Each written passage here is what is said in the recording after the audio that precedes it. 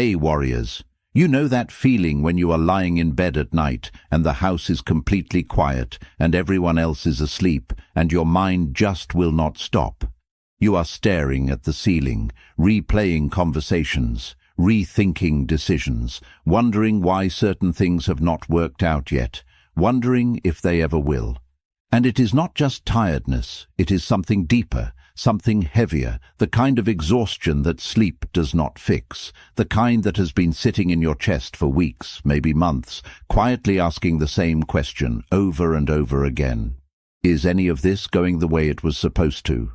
Maybe you are grieving something nobody around you fully understands, a dream that stalled, a relationship that ended, a version of yourself you thought you would be by now. Maybe you have been doing everything right, working hard, staying patient, trying to be a good person, and it still feels like nothing is moving. And the worst part is not even the struggle itself. The worst part is the silence around it, the fact that you are carrying this alone, the fact that you wake up every morning and put on a version of yourself that looks fine, that functions, that moves through the day, while something deeper in you is quietly exhausted and quietly wondering if any of this is ever going to change. If that is where you are right now, stay with me, because what I am about to share with you are not motivational quotes, not empty words dressed up to sound wise. These are real lessons, the kind you learn in the dark, the kind that crack you open before they put you back together, stronger than before. 10 lessons. And once they truly sink in, not just understood but felt, lived and finally believed, you will not be who you were before you heard them. Before we begin, type this in the comments and mean it. I am ready now. Lesson 1. One day, you will look back at the door that closed and finally thank God it did. Have you ever wanted something so badly it physically hurt to not have it?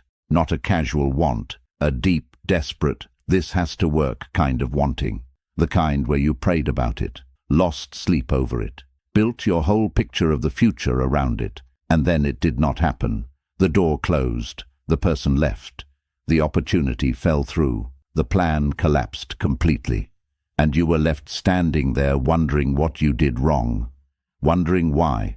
Wondering if maybe you just were not enough. That season, that painful, confusing, faith-testing season of waiting and not understanding, is one of the hardest places a human being can live.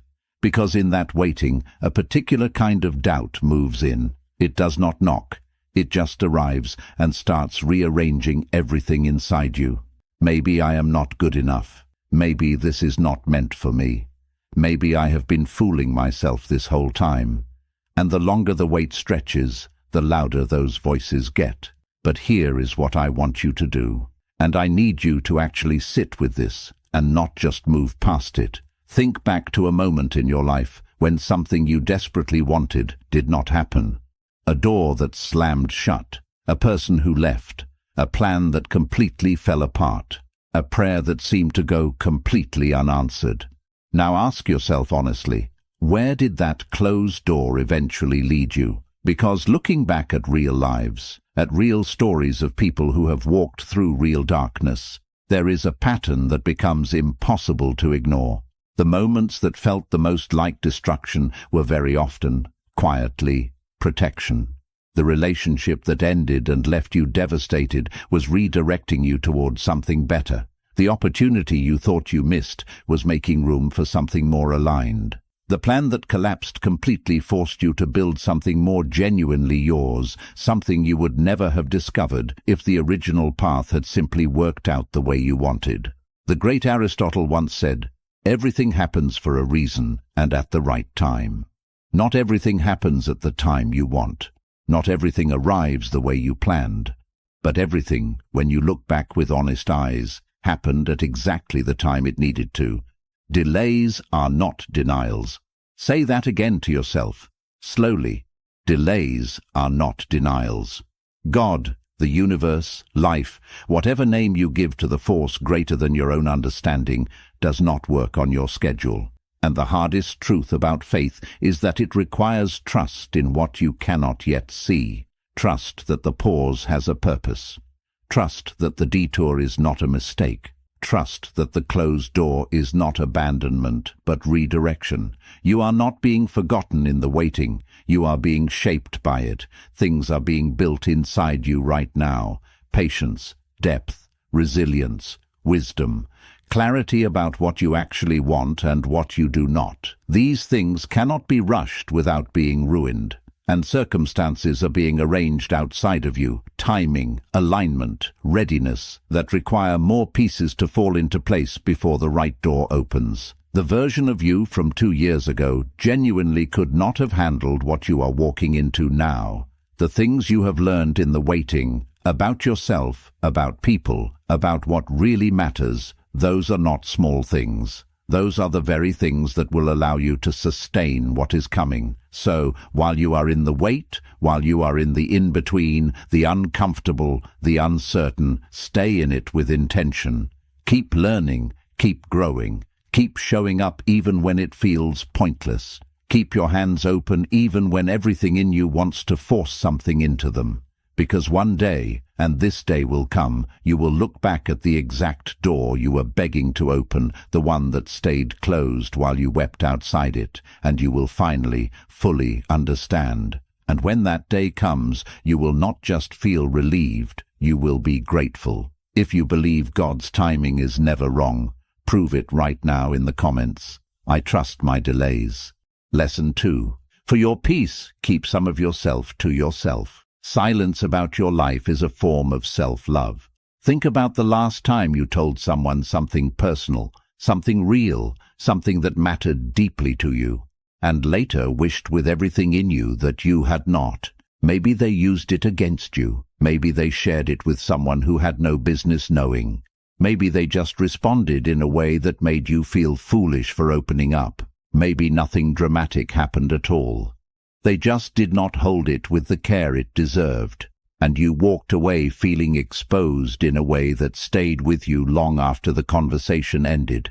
That feeling, that quiet regret of having let the wrong person in, is one of the most common and least talked about wounds people carry silently every single day.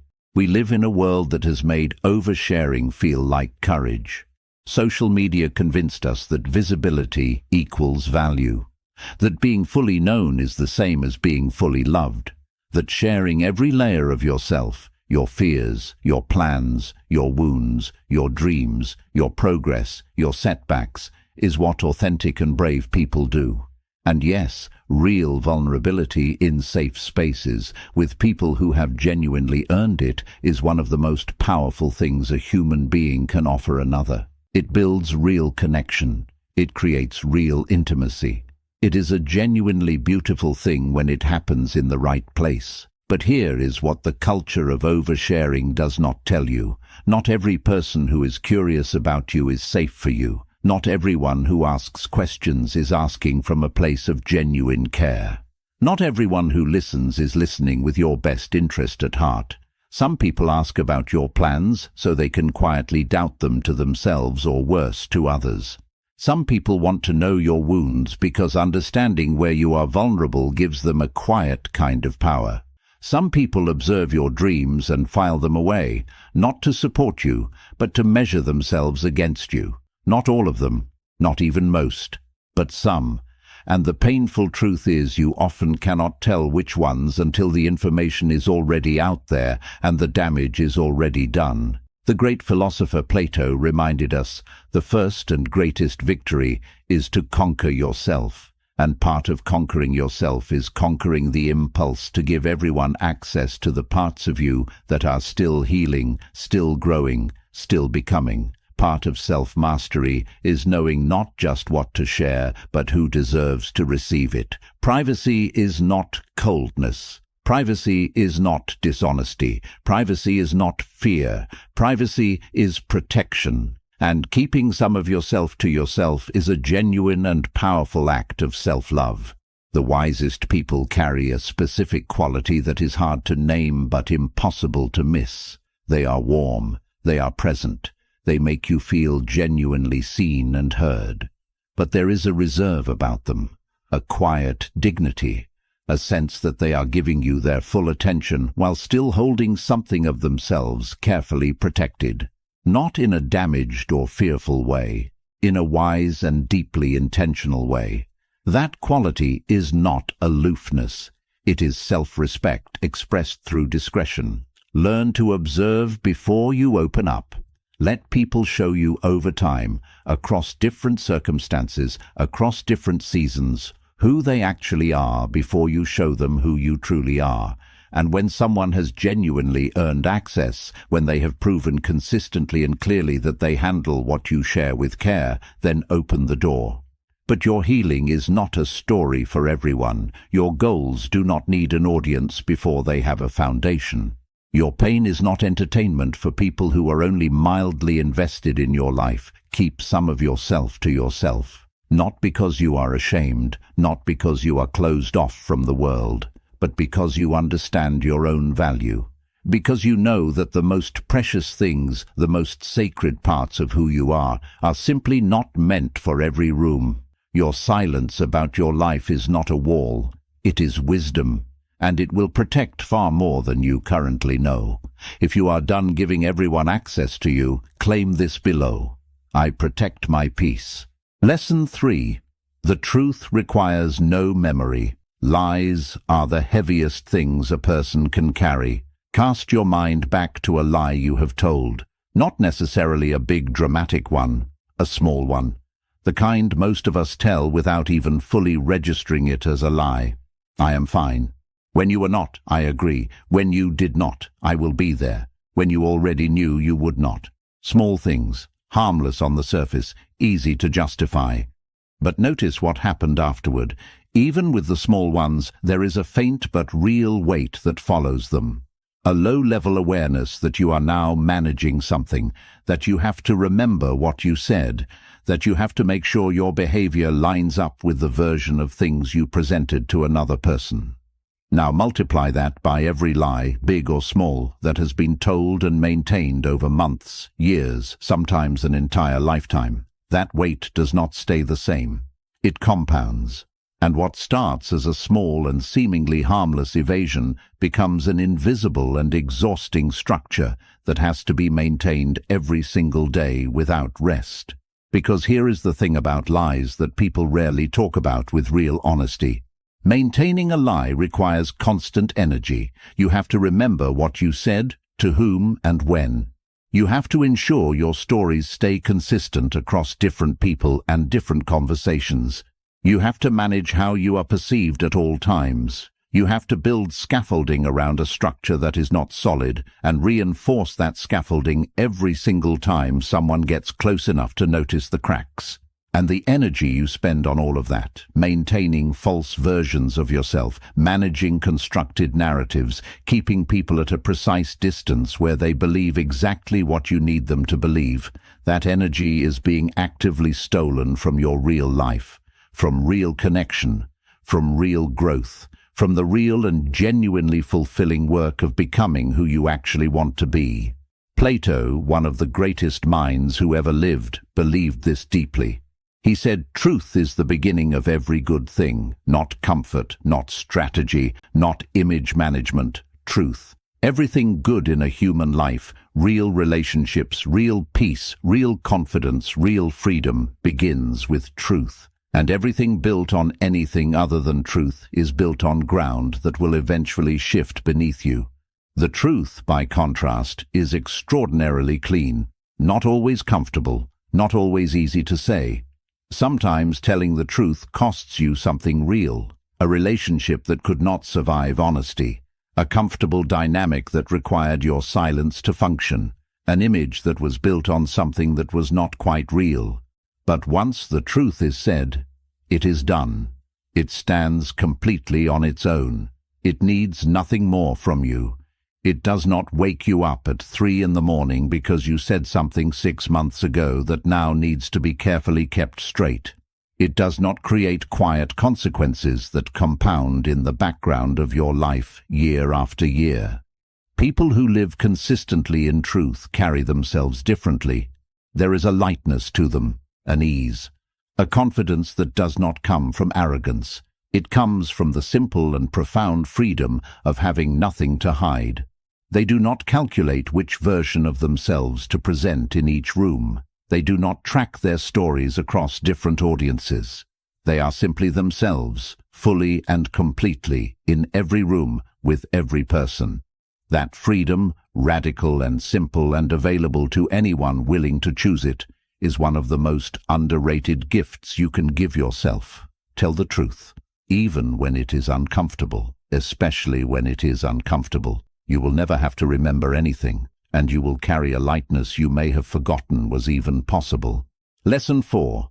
Your time is the one thing you can never earn back. Spend it like it matters, because it does. Picture someone in your life right now, and be completely honest with yourself. Do not skip past this. Someone who takes more than they give. Someone who calls when they need something and goes quiet when they do not. Someone who listens to your struggles for 30 seconds before steering the entire conversation back to themselves. Someone whose name appearing on your phone produces a feeling that is something noticeably less than joy. You know exactly who this person is.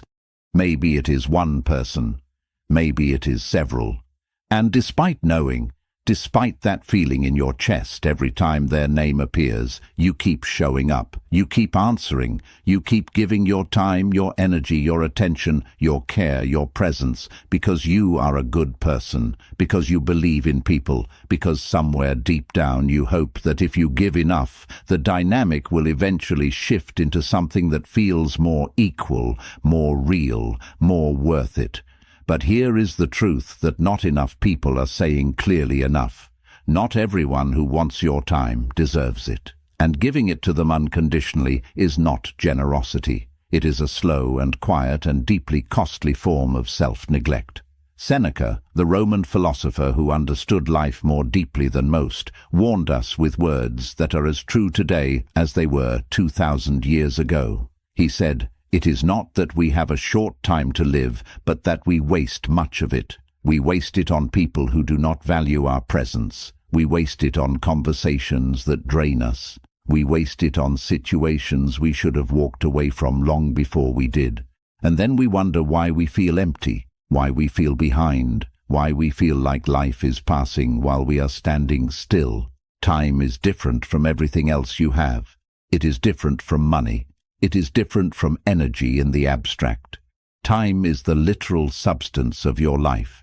Every hour that passes is a piece of your finite existence on this earth that is gone with a completeness that nothing else matches. You can recover financial losses. You can rebuild damaged friendships. You can restore your health and your confidence and your reputation. But you cannot, with any amount of effort or money or desperate wishing, recover a single second of lost time.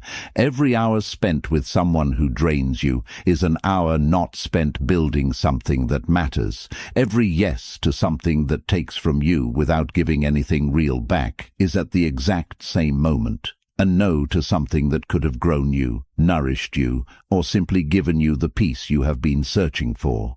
Start treating your time the way you would treat something you absolutely cannot afford to lose, because it is more valuable than anything you own, because it is, in the most literal and undeniable sense, your life itself. Spend it where it is respected. Spend it with people who value your presence and not just your usefulness. Spend it on things that are building something real, inside you, or in the world around you, or in the lives of people who genuinely receive what you give. That is not selfishness. That is not coldness. That is not a betrayal of your generous nature. That is what it finally looks like to take your own life seriously. If you are finally choosing yourself, drop this in the comments like you mean it. I value my time. Lesson 5. When someone refuses to hear you, your silence will say everything your words never could. Remember a conversation, maybe not that long ago, where no matter what you said, no matter how carefully you chose your words, it simply was not landing. You were explaining yourself with everything you had, trying a different angle when the first one did not work, restating, clarifying, restructuring your entire argument to try to find a way through. And none of it was reaching them.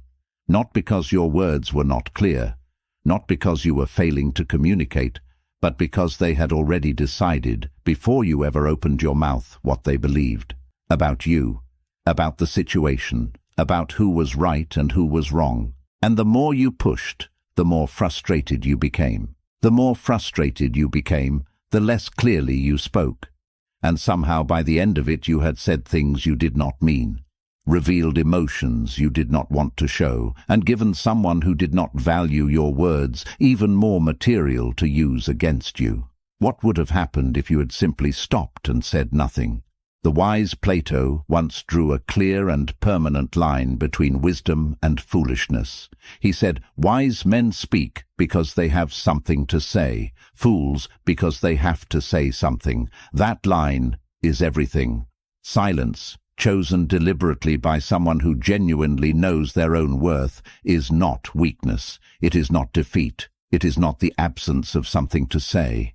It is not submission or smallness or giving in. It is the quiet and completely dignified choice of a person who has decided that not every space deserves their voice.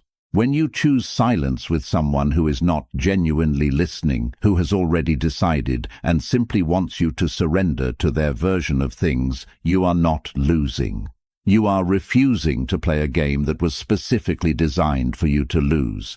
You are communicating without a single word. I know exactly who I am, and your interpretation of me changes absolutely nothing. People who always need to respond, always need to defend themselves, always need the final word, they are operating from a place of deep insecurity. They need to win because losing feels like complete annihilation. They need to control the narrative because without that control they do not feel safe. But you, if you have truly learned this lesson, are operating from somewhere entirely different, somewhere quieter, somewhere far more solid and unshakable. You do not need to win the argument to know you are right. You do not need their understanding to maintain your peace. You do not need to correct every mischaracterization, respond to every accusation, or defend yourself against every unfair interpretation of who you are. You can let people be completely wrong about you and remain fully and completely intact. Your silence in those moments is not the absence of strength. It is the fullest and most powerful expression of it. Choose your battles with great care, and when a battle would cost you your peace without gaining you anything real in return, walk away. Let silence be your answer. It will say everything your words never could. If you are done wasting your words on people who refuse to hear you, say this out loud, and then write it. I choose my silence. Lesson 6. You will recover from failure, but you will never fully recover from never having tried. Close your eyes for a moment, or just stay fully present with this, and think about something you have been putting off. Not a small thing. The one that comes back to you when the world gets quiet and there is nothing left to distract you. The one you have almost started a dozen times and talked yourself out of every single time. The business, the conversation you need to have. The move you keep considering, the dream you keep returning to, the leap you keep standing at the edge of and stepping back from because the ground below is not visible. Now fast forward your entire life. Picture yourself much older, looking back at everything, the whole sweep of your life, every season, every chapter, every moment. And in that looking back, you arrive at this exact moment in time, right now, this season you are in right now, where you had the chance, where the possibility was completely real, where the only thing standing between you and attempting it was fear, and you never moved, not because you tried and it did not work. That is a different story entirely. A brave story even when it ends in failure, but because you never tried at all.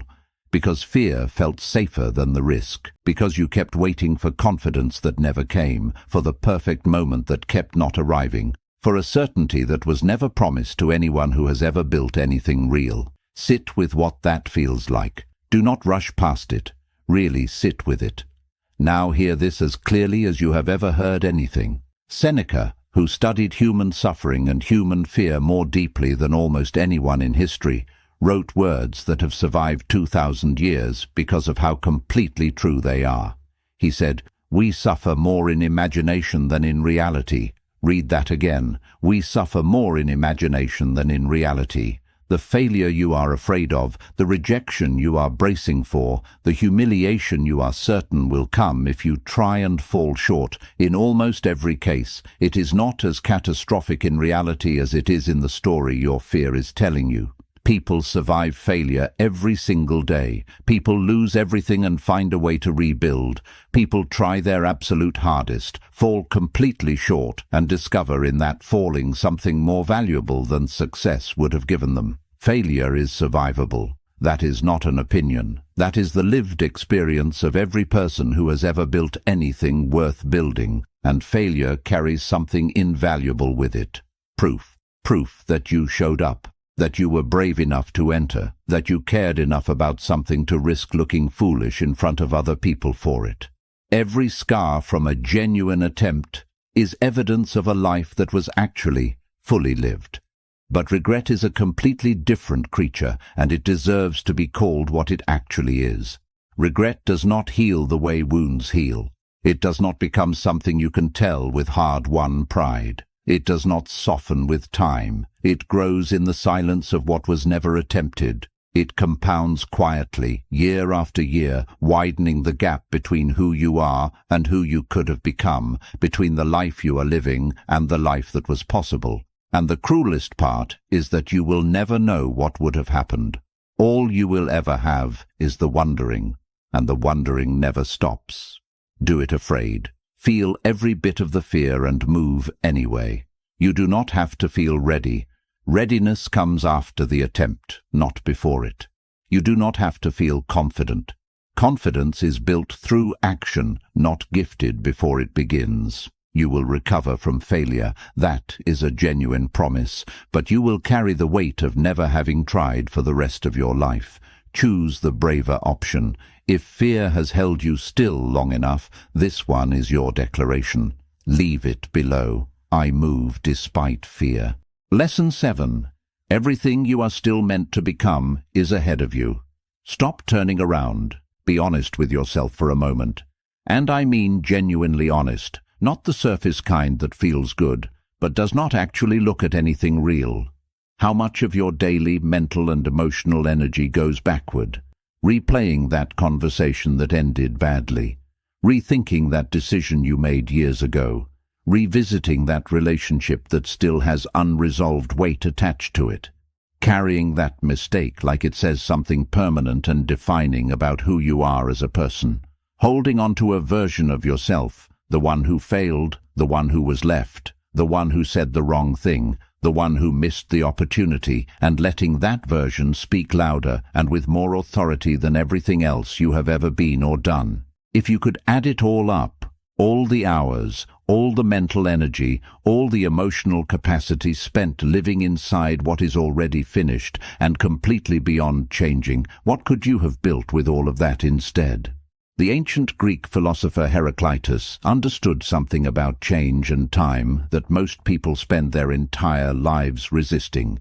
He said, "No man steps in the same river twice, for it is not the same river, and he is not the same man. You are not the same person who made that mistake. You are not the same person who was in that relationship. You are not the same person who failed at that thing or missed that chance. The river has moved. You have moved." And standing at the bank staring at water that is already long gone does not bring it back. It only keeps you from seeing the river that is flowing right in front of you now. Your past cannot be changed. Not one single moment of it, not one word said, not one choice made, not one thing that happened or failed to happen.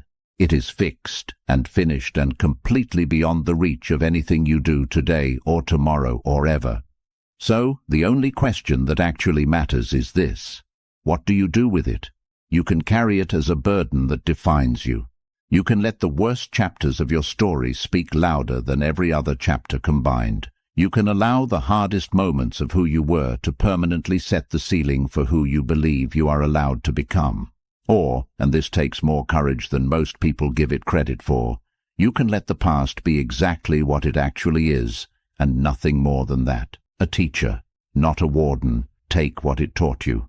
Take the hard-won wisdom, the clarity about what you genuinely need, the deep understanding of what you can and cannot survive, the knowledge of what matters and what does not. Those lessons were forged at a genuine cost, and they belong entirely to you.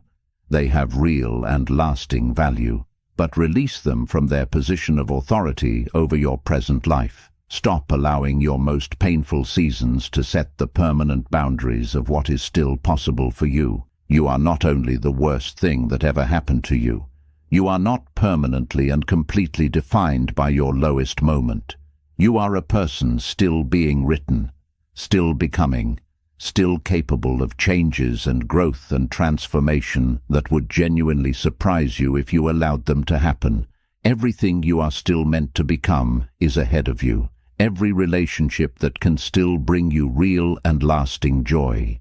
Every dream that is still worth pursuing. Every version of yourself, wiser, freer, more fully and completely alive than the version still carrying all that old weight. That version is still available, still waiting, still entirely possible.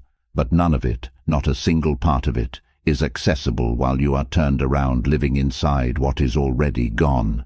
Face forward. Your future is not somewhere impossibly far away. It is in the choices you make today, in this moment. In whether you keep turning around to look at the wreckage or whether you finally, deliberately, with everything you have left, turn back toward what is still ahead of you. Go toward it. If you are making the decision right now to stop living in your past, lock it in the comments. I face forward only. Lesson 8. When someone shows you who they are, believe them the first time. There is no second lesson, only a second wound. Think about a time you ignored a sign. Not because you did not see it, you saw it, you felt it. Something happened, something was said or done or noticeably not done, and a quiet but completely clear part of you registered it, filed it carefully away, felt the warning move through you like a current, and then you talked yourself out of it. They were just having a bad day. That is not really who they are. Maybe I am being too sensitive about this. Things will be different going forward. And so you stayed, or you went back, or you extended another chance that was never genuinely asked for with any real accountability or any real change behind it. And then it happened again. That second time, that second wound that did not have to happen, is exactly what this lesson is about. Because the first time something or someone hurts you, that is simply life doing what life inevitably does. You trusted someone you did not yet fully know. You believed in something that had not yet revealed its full nature. You stayed because leaving requires a kind of courage that is genuinely hard to find when you care deeply about something. The first time is called experience. And experience, as painful as it always is one of the most valuable things life can offer you.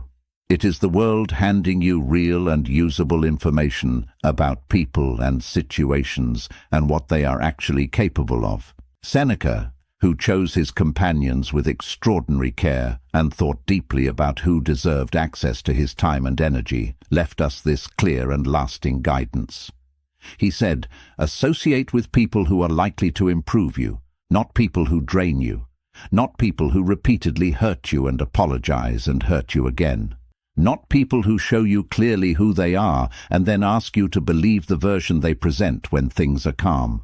People who genuinely, consistently, over real time, make you better simply by being in your life. When someone shows you who they are clearly and unmistakably, and you set that information aside because accepting it means making a hard and painful decision, and then they show you again, that second showing is no longer new information. That second wound is not a lesson. It is a consequence of choosing not to believe the first one. This is not about becoming hard or closed or permanently unavailable to second chances.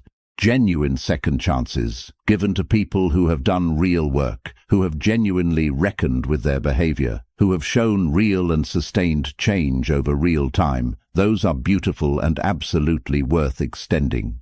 But a second chance handed to someone who simply waited long enough for you to miss them is not generosity or love or loyalty. That is hope being quietly and consistently used against your own well-being. Learn fast, not bitterly, not in a way that closes you completely off from the world and from people, but clearly, in a deeply self-respecting way that honors what you have already survived. When life shows you who someone is, believe it, receive it, let it genuinely inform how you move forward from that moment. Because you already proved you can survive the first wound. You got through it.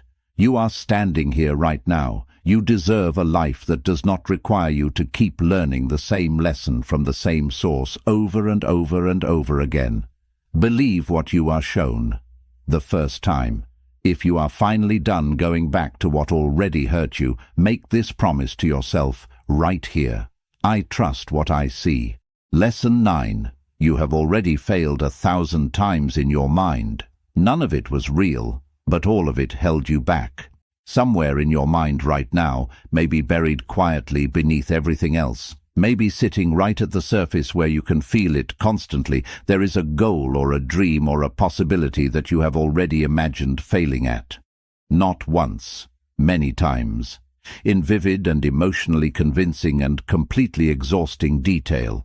You have pictured applying and being rejected, felt the full sting of it, the embarrassment, the quiet confirmation of everything you secretly fear about yourself, and decided based entirely on that imagined outcome not to apply at all. You have imagined saying the thing you genuinely need to say, felt the raw vulnerability of it, felt the risk of a bad or dismissive response, and stayed completely silent instead. You have imagined starting the thing. Felt the very real risk of falling short publicly, of people watching you try and not make it, and stayed safely in the familiar discomfort of simply never starting. And in every single one of those cases, nothing actually happened. No real rejection landed. No real bad response came. No real failure occurred. But something was lost anyway, because you allowed a completely imagined outcome to produce a completely real consequence. Another day of not moving. Another week of the gap between who you are and who you could be, staying exactly the same size it was before. Seneca saw through the nature of human fear with a clarity that still cuts through everything centuries later. He wrote, "We are more often frightened than hurt, and we suffer more in imagination than in reality. More often frightened than actually hurt. More suffering in imagination than in reality." Think about how much of your life has been shaped not by things that actually happened to you, but by things you were terrified might happen and never did. Think about how many doors you did not walk through because your imagination had already shown you everything that could go wrong on the other side. Your mind does not cleanly separate what you vividly imagine from what you actually experience. The anxiety of imagined rejection sends the exact same signals through your body as real rejection does. The stress of imagined failure creates the exact same emotional and mental patterns as actual failure. And when that becomes your permanent baseline, when you are living in a constant low-level hum of anticipated loss and anticipated humiliation, your real performance in your real life begins to reflect it completely. You enter rooms already braced and already shrinking. You begin things already expecting them not to be enough. You pursue what you want with one hand while quietly holding yourself back with the other. And then you stand there genuinely wondering why nothing ever quite works the way it should, not yet understanding that you have been your own greatest obstacle long before any external challenge had a single chance to stop you.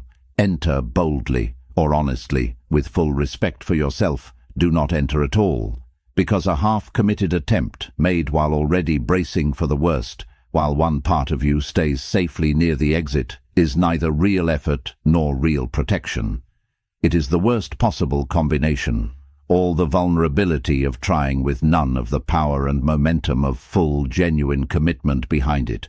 Give yourself complete and unconditional permission to want what you want. Fully, to believe in it without reservation, to show up for it with absolutely everything you have. the 1,000 failures you have already rehearsed in the private theater of your mind. Not one of them was real, not a single one. Stop letting failures that have not happened yet determine the life that is still completely available to you. If today is the day you stop overthinking and start actually moving, show me in the comments. I start before ready. Lesson 10. The hardest moment always comes right before the breakthrough. What feels like the end is usually the beginning. If you have made it this far, I want you to know something, not as a formality, not as a neat way to wrap everything up, but because I genuinely mean every single word of this, and because you need to hear it right now more than you might realize. You have come so much further than you are giving yourself credit for. Think about where you were 2 years ago, 3 years ago, 5. Think about the things that felt completely unsurvivable at the time, the losses that broke you open, the failures that made you question everything, the moments where the entire foundation of what you had built gave way beneath you, and you genuinely did not know, in the most honest and frightened part of yourself, how you were going to find a way to keep going.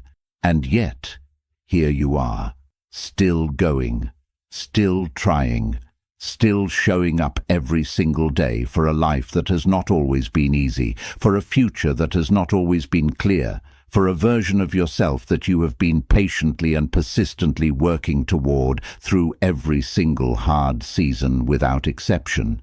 That is not a small thing. That is not something to move past quickly.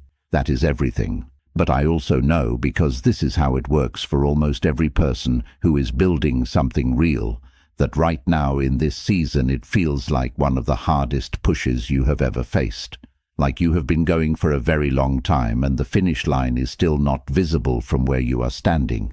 Like you are running on reserves you are not even sure you still have. Like the version of you that first began this journey had more energy, more certainty, more unshakable belief that it was all going to come together somehow. And so the thought comes, quietly at first, then with more and more force and more apparent reason behind it. Maybe it is finally time to stop. I need to tell you something important about that thought.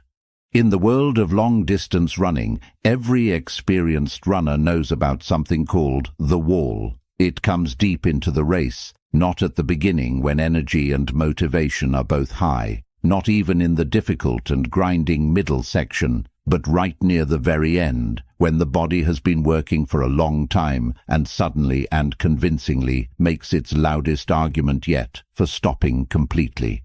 Every muscle sends the same signal, enough. Every breath becomes harder than the last. Every single step requires a separate negotiation. Everything in the body screams with complete conviction, this is as far as we go. And here is the thing that experienced runners know, the thing that beginning runners have to learn the hard and painful way.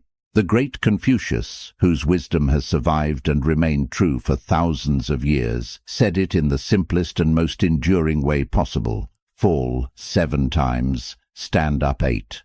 Not fall 7 times and reassess whether standing is a reasonable goal. Not fall 7 times and consider whether the ground might actually be a more comfortable place to stay. Fall 7 times and stand up 8. Every single time, without exception, because the wall comes right before the second wind, not miles away from it, not after more suffering and more waiting. Right before it. At the point of closest approach to the finish, the body makes its most convincing and most urgent argument for stopping. And the people who push through, who refuse to quit at the exact moment quitting, feels the most justified and the most reasonable. They are not superhuman. They are not operating on reserves that other people simply do not have access to. They simply understand one crucial thing that changes everything. The feeling of hitting the wall is not evidence that the race is over. It is evidence that they are almost there. Your life works in exactly the same way. The season right before the breakthrough is almost always the hardest season of the entire journey. The pressure that feels right now like it is crushing you is simultaneously and quietly forming you into something strong enough to actually hold and sustain what is coming. The waiting that has felt the longest and the most unbearable has very often ended the closest to what you have been working and waiting and fighting for all along. And right now, in this exact moment, in this exact season that has been testing absolutely everything you have, you may be closer than you have ever been to the thing you have been reaching for.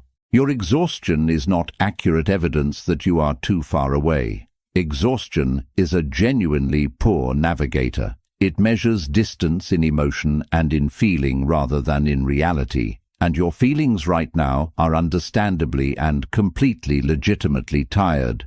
But your actual proximity to the breakthrough, the answered prayer, the result of everything you have been building, that is an entirely different measure. And it may be so much closer than the tired and worn-down parts of you can currently feel or believe. You have survived everything that came before this single moment. Every hard season without exception, every failure that felt final, every moment of doubt that made a compelling case for quitting, every person who walked away, every plan that fell completely apart, every prayer that seemed to disappear into silence without any response. You survived every single one of those things, and you did not just survive them. You learned from them. You grew through them. You carried something real and lasting and valuable forward from every single one. Do not stop now. Not today. Not when you are this close to everything you have been working toward. Rest if your body and your spirit genuinely need rest. Breathe deeply. Ask for help without shame. Lean on your faith, on the people who love you without condition, on whatever has kept you anchored through every previous storm. Give yourself full and complete permission to be human, to be tired, to be uncertain, to not always feel strong or sure or capable. But please, with everything I can genuinely say to you through these words, do not quit. Because the hardest moment always comes right before the breakthrough. And this feeling right now, this voice telling you that you cannot go any further, this whisper that maybe it is finally time to stop, this is not the end of your story. This is almost always, in every way that matters, the very beginning of what you have been waiting for. Push through. If something deep in you knows you are closer than you think, do not just feel it, declare it. I will not stop. Wherever you are right now, whatever brought you to this moment, whatever you have been quietly carrying, whatever you have been hoping for in the private spaces of your heart, or silently afraid of in the dark hours of the night, I want you to hear this as clearly and as personally as words can possibly be heard. You are not behind. Whatever comparison you have been making to where you thought you would be by now, to what someone else has already built or achieved or become, to the timeline that a younger and less experienced version of you once drew for yourself with such certainty, that comparison is not the truth about your life. You are exactly where the full accumulation of your choices, your challenges, your growth, your losses, your learning, and your timing has brought you. And this place, this exact and specific place you are standing in right now, is a completely valid and entirely real starting point for everything that is still ahead of you. You are not broken, not by what happened to you in the past, not by where you came from or what you survived getting here, not by the mistakes you have made or the ways you have fallen short of the person you wanted to be or promised yourself you would become. You are a person in process, still being written, still becoming, still growing into something the current version of you cannot fully see yet. The story of your life is nowhere near finished. You are not too late for the dream you have been carrying, for the healing you have been working toward, for the starting over that terrifies you but will not leave you alone, for the becoming that keeps calling your name no matter how many times you try to silence it. People have found their true calling at 60, have rebuilt their lives completely at 50, have started over from absolute zero at 40, have become who they were always meant to be in ways and at times that surprised everyone, including themselves. The calendar is not your enemy. Your beliefs about what the calendar means and what it allows you to be are. These 10 lessons are not a checklist you complete once and move on from permanently. They are truths you return to again and again throughout your life. You will forget some of them in certain seasons. You will have periods where the old patterns come back quietly and without announcement, where you find yourself giving too much of yourself to the wrong people, where fear roots you in place, where you turn around and start living in the past again instead of moving steadily forward. That is human. That is every one of us without exception. But now you know, and knowing changes something real and lasting inside a person. Even when you forget, even in the seasons when these lessons seem furthest away, there is a part of you that will remember, and that part will keep calling you back to who you are becoming, back to waiting with genuine faith instead of quiet despair, back to protecting your inner world with wisdom and intention, back to the clean and freeing simplicity of truth, back to spending your irreplaceable time like it matters because it absolutely does. Back to choosing the power of silence over the exhaustion of pointless conflict. Back to moving in spite of fear instead of being permanently held still by it. Back to facing forward with everything you have. Back to believing clearly what you are shown by people and situations. Back to entering every room and every opportunity with your whole self fully committed. Back to refusing to quit when quitting feels the most tempting and the most reasonable. That is the transformation that these 10 lessons are pointing you toward. Not your circumstances magically changing first. Not life becoming easier before you become stronger. Not the world rearranging itself to accommodate the person you have always wished you could be. You changing first. You growing first. You becoming through practice and intention and the willingness to keep going when everything in you wants to stop. The kind of person that hard things cannot permanently defeat. And once these lessons truly sink in, once they stop being words you heard in a video one day and become truths you actually live by and return to and are genuinely shaped by, you will look at your life differently. You will move through the world differently. You will treat yourself and your time and your peace and your future differently. And if this video found you at exactly the right moment in your life, leave the most powerful reminder you can give yourself right now. I am just beginning.